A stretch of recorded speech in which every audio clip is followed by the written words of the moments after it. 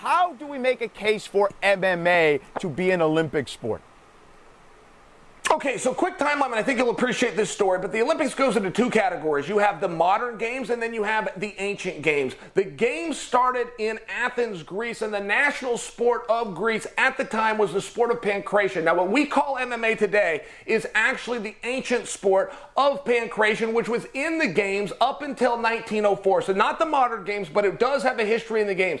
They removed it going in to the next quad, but they kept elements, by example, judo, by example, boxing, by example, taekwondo, by example, Greco-Roman and freestyle. They took pancration out, but they kept elements of it in. So there's always been a push to bring that back. The biggest push came from the World Pancration Federation in 2016, where they submitted to the IOC, International Olympic Committee, that pancration be allowed in. The IOC said we don't have a venue for it. Now, we don't have a venue for it means, hey guys, go away, you don't have enough money. I think that it could come back. I personally think that there's a real interest. I think it would surprise you. I think it would be younger people, maybe even younger than 18. I think you'd see different countries coming and emerging the kids, much like they do in boxing, much like they do in judo, taekwondo, and wrestling.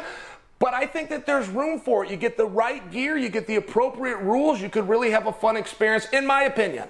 Now, so you think it would be younger guys who are up and coming, or ladies who are up and coming. So you don't think that the pros would want to represent their own countries if it did become an official Olympic sport?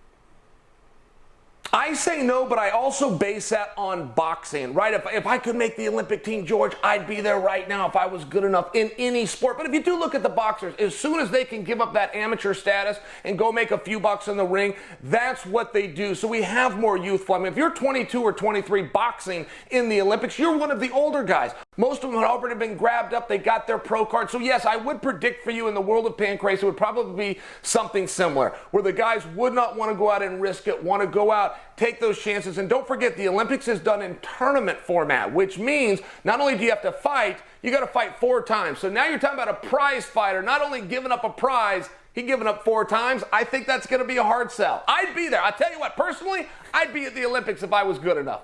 Oh, man, listen, if that happens, if they allow the pros, right, and it's not just amateurs, I want to be in your corner. Will I at least be allowed in your corner?